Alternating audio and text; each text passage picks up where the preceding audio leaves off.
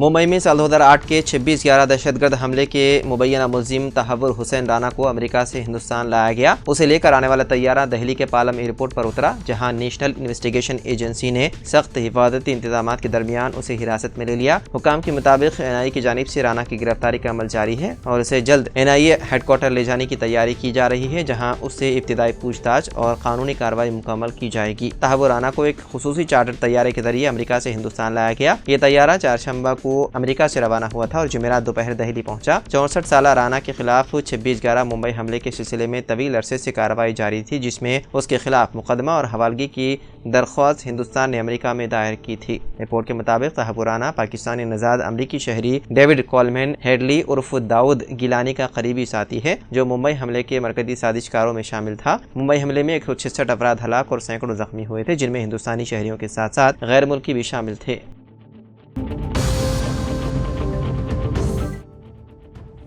Hyderabad metro water works managing director Ashok Reddy ने सार्फिन को इंतबाह दिया कि अगर वो पीने के पानी के हुसूल के लिए बरखी मोटर का इस्तेमाल करेंगे तो उन्हें न सिर्फ 5,000 रुपये जुर्माना आयद किया जाएगा, बल्कि उनकी मोटरें भी जब्त कर ली जाएंगी। अशोक रेड्डी आज शहर में पानी की सरबराही के ज़िम्मन में ओहदेदारों के जायज़ा इजलास से खिताब कर रहे थे। उन्होंने ओहदेदारों को हिदायत दी है कि वो पीने के पानी के हुसूल के लिए बरखी मोटर के इस्तेमाल के खिलाफ 15 अप्रैल से शहर में खुसूसी मुहिम चलाएंगे और इस मुहिम को मोटर फ्री नल के पानी का नाम दें। उन्होंने कहा कि वाटर बोर्ड की जानिब से शहर के दूर दराज इलाकों तक साफ पानी सरबराह किया जा रहा है। उन्होंने अवाम पर जोर दिया है कि वो पानी को ज़ाया ना करें। उन्होंने कहा कि शहर में ज़ेर ज़मीन पानी की सतह में कमी हो गई है। कई इलाकों में पानी के टैंकर्स की मांग में इजाफा हो गया है। उन्होंने खदशा जाहिर किया कि आइंदा गर्मा में पानी की किल्लत पैदा हो सकती है। उन्होंने ये भी वजाहत की है कि अगर नल के पानी के लिए मोटरों का इस्तेमाल करेंगे तो दीगर सार्फिन को पानी के कम प्रेशर की वजह से परेशानी का सामना करना पड़ सकता है।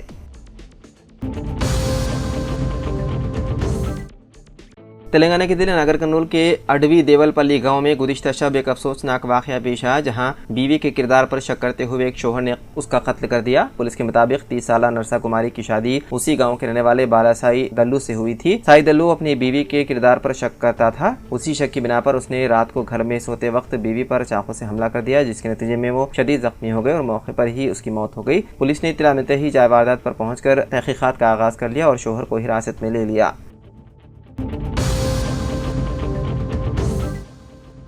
गुज़िश्ता रात हैदराबाद के ओल्ड मलकपेट में खानदानी तनाज़े पर एक शख्स ने अपनी बहन को कत्ल कर दिया और अपने भाई को जख्मी कर दिया। मुल्जिम की शनाख्त मदन राव के तौर पर की गई है। तफसीलात के मुताबिक मुल्जिम मदन मोहन राव चारशंबे की रात ओल्ड मलकपेट में वाक़ई अपनी मां के घर गया और अपनी बहन 68 साल लक्ष्मी और अपने बड़े भाई 70 साल सुदर्शन के साथ खानदानी तनाज़े पर झगड़ा किया। इस दौरान मुल्जिम ने किचन से चाकू निकाला और लक्ष्मी और सुदर्शन पर कई वार किए। ज्यादा खून बह जाने की वजह से लक्ष्मी की मौके पर ही मौत हो गई, जबकि सुदर्शन को शदीद जख्मी हालत में अस्पताल मुंतकिल कर दिया गया। इतला मिलते ही चांदरघाट पुलिस ने जाए वक़ू पर पहुंचकर मदन राव को गिरफ्तार कर लिया। बताया गया है कि मदन राव मुबैना तौर पर दिमागी सेहत के मसाइल से दो चार है।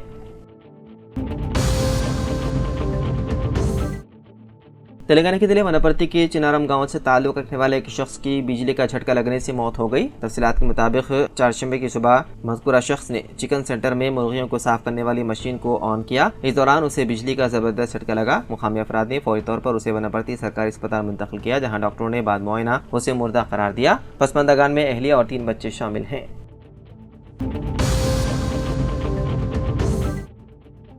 हैदराबाद के शमशाबाद इंटरनेशनल एयरपोर्ट पर जुमेरात के रोज उस वक्त सनसनी फैल गई जब BRS के सीनियर कायद और बोधन के साबिक रुकन असम्बली आमिर शकील को पुलिस ने हिरासत में ले लिया। इत्तलात के मुताबिक आमिर शकील के खिलाफ पुलिस की जानिब से लुकआउट नोटिस जारी की गई थी, जो एक सड़क हादसे से मुतालिक केस में मतलूब थे। राय के मुताबिक आमिर शकील गुज़िश्ता चंद माह से दुबई में मुकीम थे और अपने वालिदा के इंतकाल के बाइस तदफीन में शिरकत के लिए हैदराबाद वापस आए थे।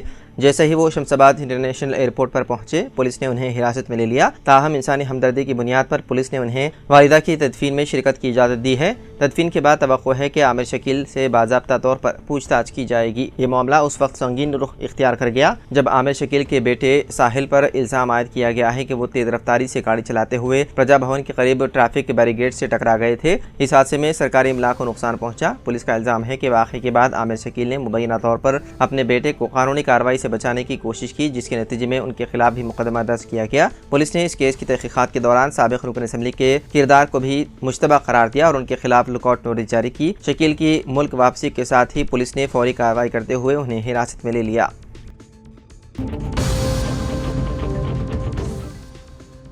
नई दिल्ली में पेशा अफसोसनाक वाक़े में एक एयर इंडिया एक्सप्रेस के 28 साल नौजवान पायलट अरमान तैयारे की कामयाब लैंडिंग के फ़ौरन बाद दिल का दौरा पड़ने से इंतकाल कर गए। तफसीलात के मुताबिक पायलट अरमान कल श्रीनगर से दिल्ली की तरफ परवाज कर रहे थे और उन्होंने इंदिरा गांधी इंटरनेशनल एयरपोर्ट पर तैयारे को बहिफाजत उतारा। दलाइल के मुताबिक तैयारे की लैंडिंग के बाद जब वो एयरपोर्ट के रिसर्च ऑफिस पहुंचे तो उनकी तबीयत अचानक बिगड़ गई। वो अचानक गश खाकर जमीन पर गिर पड़े। फौरी तौर पर उन्हें अस्पताल ले जाने की कोशिश की गई, लेकिन रास्ते में ही उनकी मौत हो गई। पायलट के साथी हमले ने बताया है कि अरमान ने दौरान परवाज भी तबीयत की खराबी महसूस की थी और वो क़ैद कर चुके थे। उसके बावजूद उन्होंने अपनी पेशे वाराना जिम्मेदारी को निभाते हुए तैयारे को बहिफाजत मंजिल तक पहुंचाया।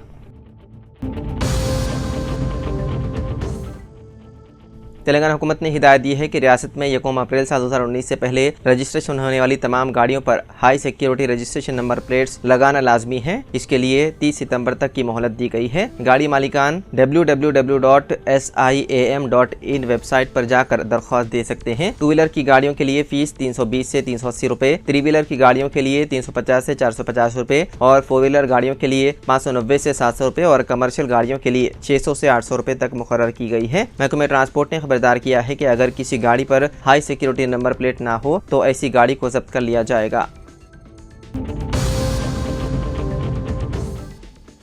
जारी माह की 27 तारीख को वरंगल में मुनक्किदा BRH पार्टी के जलसे आम कामयाब बनाने की अपील। जलसे आम के पोस्टर का साबिक रियासती वजीर ट्रांसपोर्ट P अजय कुमार ने रस्मी इजरा किया। साबिक रुकन असम्बली खम्मम व साबिक रियासती वजीर P अजय कुमार ने ममता मेडिकल कॉलेज खम्मम में वाक़ अपने मकान में 27 अप्रैल को BRH पार्टी का जलसे आम जो वरंगल में मुनक्किद होने वाला है पोस्टर का रस्मी इजरा अंजाम देने के बाद उन्होंने मीडिया से बातचीत करते हुए कहा कि साबिक रियासती वजीर आला KCR की हिदायत पर BRH पार्टी के 25 साल की तकमील पर यह जलसे आम जारी माह की 27 तारीख को वरंगल में मुनक्किद होने वाला है। इस जलसे आम में रियासत तेलंगाना से 10 लाख से ज्यादा अफराद शिरकत करेंगे। उन्होंने कहा कि खम्मम शहर से 10,000 से ज्यादा अफराद इस जलसे में शरीक होंगे। उन्होंने खम्मम जिले और तेलंगाना भर के अवाम से अपील की है कि ज्यादा से ज्यादा तादाद में इस जलसे आम में शरीक होकर कामयाब बनाएं। All India Muslim personal law board ने 10 अप्रैल ता 7 जुलाई मुल्क भर में वक्फ बचाओ मुहिम का ऐलान किया है। बोर्ड के सदर मौलाना खालिद सैफुल्लाह रहमानी, जनरल सेक्रेटरी मौलाना मोहम्मद फजलुर रहमान मुजद्दिदी और कन्वीनियर मजलिस अमल बराए औकाफ डॉक्टर सैयद कासिम रसूल इलियास ने बयान जारी करते हुए मरकज़ी हुकूमत की जानिब से मंजूरा कानून की मजम्मत की और इसे गैर दस्तूरी करार दिया। मुस्लिम पर्सनल लॉ बोर्ड ने सुप्रीम कोर्ट में वक्फ कानून को चैलेंज किया है। बोर्ड ने वक्फ बचाओ मुहिम के मरहले का 10 अप्रैल से आगाज करने का फैसला किया है। गवर्नर तेलंगाना जिष्णु देव वर्मा ने लोक आयुक्त और सदरनशीन तेलंगाना इंसानी हकूक़ कमीशन के ओहदों पर हुकूमत की जानिब से सिफारिश करदा नामों को मंजूरी दे दी है। तवक्को है कि जल्द ही अहकाम जारी किए जाएंगे। तेलंगाना हुकूमत ने जस्टिस राजशेखर रेड्डी को तेलंगाना का नया लोक आयुक्त मुकर्रर करने का फैसला किया है, जबकि तेलंगाना इंसानी हकूक़ कमीशन के सदरनशीन के तौर पर जस्टिस शमीम अख्तर के नाम को मंजूरी दी है। वज़ीर आला रेवंत रेड्डी की क़यादत में मुनक़्क़िदा इजलास में नामों को मंजूरी देते हुए फाइल गवर्नर को रवाना की गई थी। बताया जाता है कि गवर्नर ने मंजूरी के बाद फाइल को हुकूमत को भेज दिया। इत्तलात के मुताबिक इंसानी हकूक़ के अरकान के तौर पर रामा देवी और किशोर कुमार के नामों को तय किया गया है। Justice Rajasekhar Reddy real estate regulatory appellate authority के सदरनशीन के ओहदे पर फायद हैं, जबकि जस्टिस शमीम अख्तर ने हाल ही में SC जुमरेबंदी पर एक रुकनी कमीशन की रिपोर्ट हुकूमत को पेश की।